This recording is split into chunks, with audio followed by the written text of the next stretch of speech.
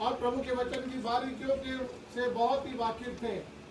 बहुत बार उनसे मेरा वाद विवाद हुआ वचन को लेकर, और बहुत अगर आप एक रेफरेंस भी गलत बोलेंगे तो वो तुरंत उसको सही करेंगे। तो इसका मतलब उन्होंने अपने वचन में, प्रभु के वचन में, विश्वास में अपनी युद्ध को, अपनी लड़ाई को लड़ा है। और आज वो दुनिया में नहीं है। हम विश्वास करते हैं कि वो अपने अनंत विश्राम स्थान में पहुंच गए हैं।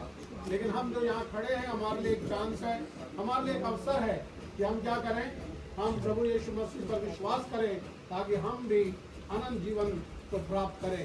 ऐसा लिखा है, जो मुझ पर विश्वास करता है यदि वो मर भी जाए तो भी जिएगा, और जो जीवित है और विश्वास करता है वो कभी नहीं मरेगा। तो आप सोचेंगे ये क्या कौन सी बात है कि जो विश्वास करता है जीवित है, तो मुझ पर विश्वास करेगा तो अनंत काल तक कभी नहीं मरेगा। यहाँ पे प्रभु के वचन में से एक और भाग आपके लिए पढ़ना चाहता हूँ, यूहन्ना में से ही 5 अध्याय के 24 और 25 वचन को, जहाँ यूं लिखा है, मैं तुमसे सच सच कहता हूँ, जो मेरा वचन सुनकर मेरे भेजने वाले पर विश्वास करता है, अनंत जीवन उसका है। उस पर दंड की आज्ञा नहीं होती, परंतु वो मृत्यु से पार होकर जीवन में प्रवेश कर चुका है।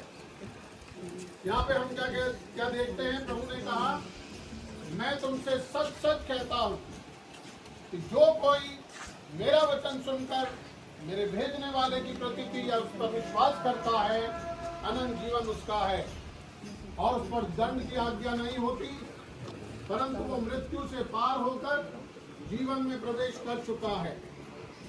आज हम यहाँ पर इसलिए नहीं है कि जब हम मरेंगे हम स्वर्ग में जाएंगे, या जब हम मरेंगे ये जीवन का अंत होगा तब हमें अनंत जीवन मिलेगा। अनंत जीवन हमने पा लिया है। जो जीवित हैं और यीशु पर विश्वास करते हैं, अनंत जीवन आपके अंदर है। और अनंत जीवन का नाम ही है अनंत जीवन, मतलब उस जीवन का अंत नहीं है। इस जीवन का अंत होगा, वो जीवन कंटिन्यू रहेगा।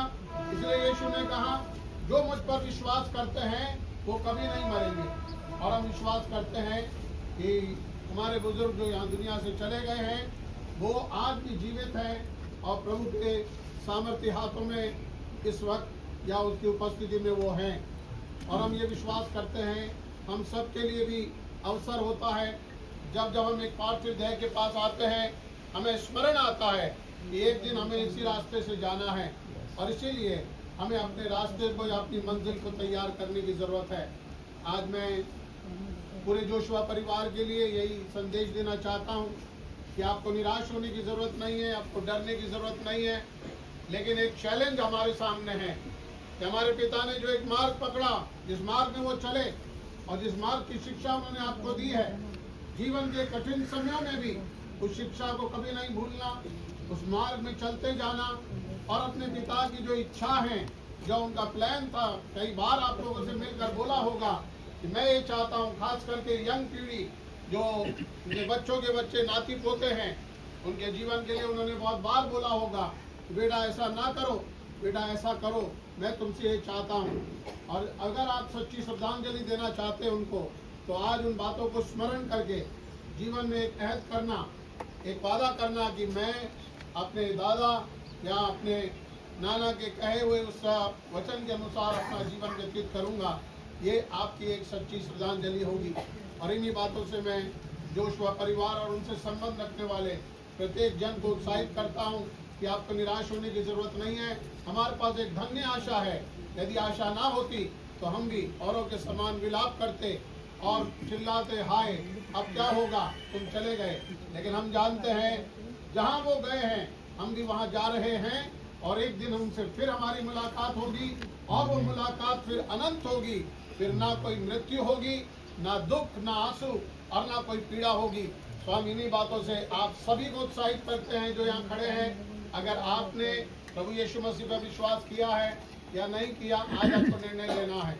अंत में ये बोलना चाहता हूँ, एक मसीह जो यीशु मसीह पे विश्वास करता है, मैं उसको ऐसा बोलता हूँ कि जो एक बार पैदा होता है वो 2 बार मरता है, और जो 2 बार पैदा होता है वो कभी नहीं मरता। आमीन, आमीन। तो आपने एक बार तो जन्म लिया है, अपनी माँ की कोख से, लेकिन एक बार आपको ऊपर से जन्म पाना है, नए जन्म पाने की आवश्यकता है।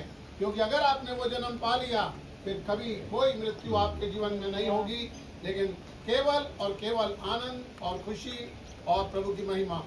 Thank you very much. हाजी साहब को भी धन्यवाद देना चाहता हूँ, इस समय मुझको दिया।